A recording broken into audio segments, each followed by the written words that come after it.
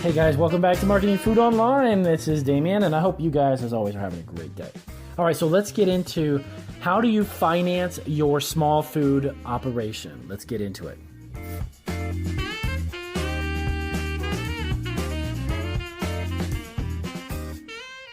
All right, okay, so here we go. I'm going to give you, we've got 2, 4, 6, 7. We're working on 7. I'm going to give you 7 methods. 7 different ways that you can get funding. Now, I'm going to give these to you as for informational purposes. I don't necessarily am going to say that I have done all of these. When I first started my business, I had a learning experience. I guess you could say it was a learning experience because I funded my business myself, and I did use some credit cards, and a couple of other methods, I guess you want to say.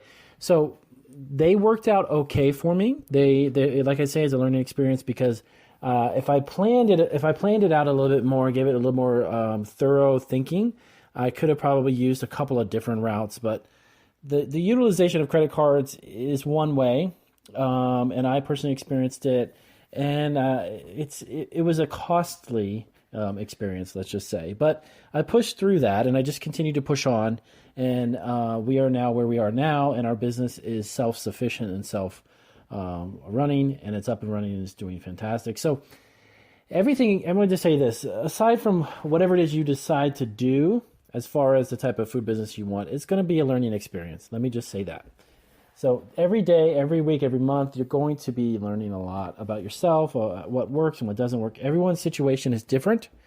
So finding the right funding source is going to be something that's really personal, very personal in the sense that, everyone's finances are different. So with that in mind, let's go ahead and let me hop into this, and I'm going to give you the 7 different methods, the 7 different ways, and then figure out what is going to work for you, okay?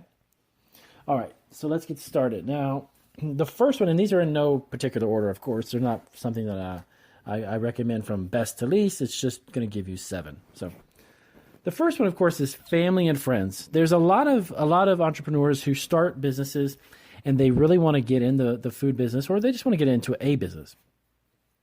And they end up asking, Uncle Tom or Uncle Jim or their aunt or their mom and dad, or if it's a cousin, sister or a brother. Just keep in mind a couple things. You kind of tread on some really, I want to say thin water, but you just want to be really careful about delving into a financial situation where you're borrowing money from family or close friends, because if something goes sour, if it doesn't work out, well, that relationship can kind of take a toll. It can kind of take a turn for the worst, if you will. You don't want to jeopardize a family's relationship or a friend that you've had for years or whoever it is just because of a situation over money. What I would recommend you do is that if you're going to borrow from a close friend or family member, sit down and explain to them first off, what is your goal? What is it that you really truly want to do? How are you going to do it? I'll do a separate podcast on this, but having a business plan is probably worth its weight in gold. I would definitely recommend that you have some type of a plan laid out. And it doesn't have to be perfect. It doesn't have to be perfect by any means. But having a rough idea of where you are right now, what it is you want to do, and then how you're going to get to it. Those are great things to have on paper, because not only for yourself, you can look at it and see it. It sinks in more. It has a bigger impact when it's on paper. But when you're borrowing money from someone else, and it's a family or friend, it's going to help them understand the potential risks that they're taking. And you got to let them know nothing's in concrete. You're going to give this a shot. It's going to be a try. It's going to be a shot in the dark. But here's my plan. You know what I mean? So you can both be on the same page. So when you both get into it together, they understand the potential that it's not going to work out. So by everyone understanding what they're getting into, it's going to be better for both of you. Okay? It's not going to, if something goes wrong, it's not going to hinder that relationship. It's not going to be something that you don't know what the risks are. So the next one up is credit cards. Okay. Okay, and I chuckle only because I experienced this myself. I use credit cards. I didn't honestly put a lot on my credit cards, but it was enough to, at the time when we first started, it was probably better to find another source of income. Now, the reason why I say this is that credit cards have, of course, interest rates. If your business is turning a profit, that's great. Okay, that's good. Most businesses, it takes time to really turn a profit and get the wheels going. So if those margins don't pan out to be something that's bringing in enough to cover the principal and the interest and the ability to pay your other expenses with the business and yourself, then that's where the challenge, I guess you want to say, is going to be, okay? You have to be making enough for principal, interest, and then to pay yourself in order for it to be a profitable business. If you're selling a product, let's say it costs you $2 to make and you're selling it for $10 or $12 and you're selling hundreds of them a day, that's pretty profitable. But it's not going to be profitable if you have a principal and interest on your credit cards that you're barely able to break even with, and then you've got other utilities and other bills and you got to pay yourself, support your family, then it's not a profitable business. It may sound good up front when those numbers look at them, but you got to understand that the interest rate can eat away at any potential profits your business are making. And I'll be honest with you, I kind of learned that the hard way. So I understand it much better now, but it was something I experienced. And I don't look at it as a negative thing. Everything that you go through has got to be looked at as a learning experience, because nobody, anyone, I mean, Richard Branson from Virgin Airways, you can look at any successful business entrepreneur.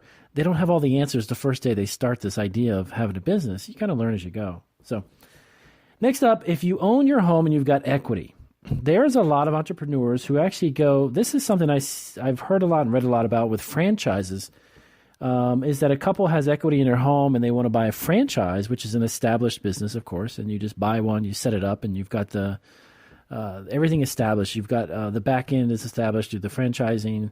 It's already an up and running business that you've got a plan. Everything's done kind of for you in a sense. Home equity is good. It's a good idea, but again, consider the interest rates, consider the value of the home that you're in, that you're going to be drawing, you're going to be drawing down on that value and utilizing that money. So again, this is where the business plan comes in, and understanding the importance of having some type of a plan laid out for your food business. Okay. Equity is a good idea. I personally have never used that. I'm not saying you need to run out and do it. But home equity lines are potentially a way that you can tap into existing money. The next up is venture capitalists. Now, these are private lenders, okay? They tend to invest in high-risk businesses that have the potential for huge returns if the business is successful. So the only thing is that when it comes to specialty food businesses, venture capitalists don't do a lot of investing. It's done mostly with tech companies, companies that have proven to be, doing millions of dollars a year, but they could become multi-million dollar companies. Those are venture capitalist types of companies. Some do, I'll be honest with you, some specialty food companies do catch the eye of a venture capitalist, and you can get money from these groups. A lot of times they're going to take equity from you, equity in the company, and they're going to own 15%, 20%, whatever that is. But that's traditionally how venture capitalists will invest their money. So now the next up is one that I experienced, and I was kind of quite shocked that it was much more difficult than I thought. I had all my eggs in the basket. I had cross my T's and dot my I's. My credit was perfect. Everything was good. But going to banks. After 2008, the challenge for any business to get a loan from a bank was this: how much money do you have to back up this loan, Damien? That's what they asked me. And I told them, well, we have some money, obviously, but the amount that I'm looking for to expand my business, I don't have the exact dollar for dollar to back it. Well, if you don't have collateral, take a hike. And I was kind of like, in the sense, I thought my experience was like, well, why am I sitting here? If I had this money in the bank, I wouldn't be sitting borrowing it from a bank. If I had it in my bank account, why would I ask you for $100,000 if I had $100,000? That's kind of how I looked at it.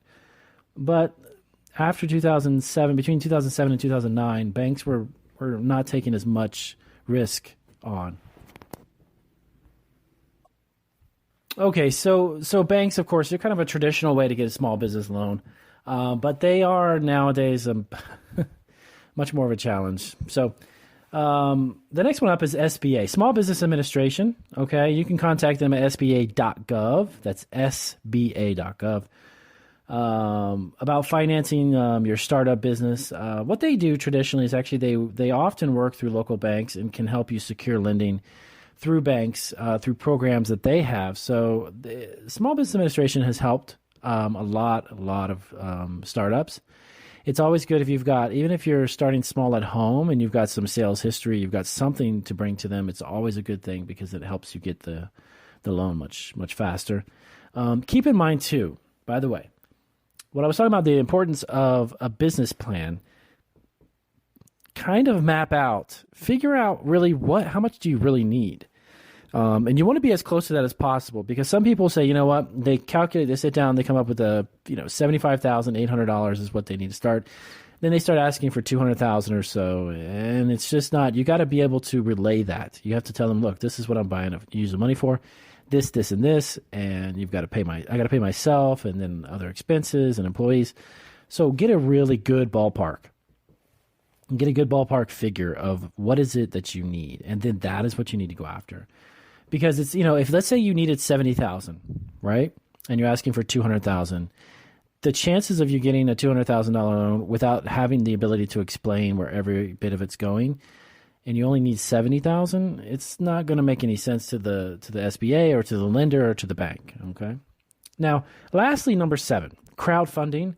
This is a great source, but when it comes to food businesses that get crowdfunding financing, you need to make sure that you have a product available to physically ship to those who give you money. If you're getting funding and it's a crowdfunding source, you kind of exchange that. They donate $20 and you give them 10 packs of that specialty food product. Or if you donate $100, you get 5 boxes of this or that. Make sure that you are able to physically ship this product to these investors, if you will, once they donate money to your fund. Okay, now keep that in mind. It's not something, they don't just give the money away free and you get a big thank you pat on the back. It's normally you're exchanging it for a good. Okay, normally not service, because you're in a food business. You're probably going to give them a food product, obviously. So crowdfunding is a great way. So with that being said, I'm gonna wrap up these 7. I'm actually going to put in the description down below some other information about where you can get crowdfunding, some SBA links, and some other information to help you out. But these are 7 great sources. Keep them in mind and sit down and really brainstorm, what is the best one for you in your situation. So with that being said, thank you guys again as always, and I appreciate you guys taking time to listen to the podcast. And if you don't know, check out our YouTube channel, Marketing Food Online YouTube channel. We've got 300 plus videos and climbing there. And I thank you to all the subscribers who have subscribed thus far, and you guys are really big support. And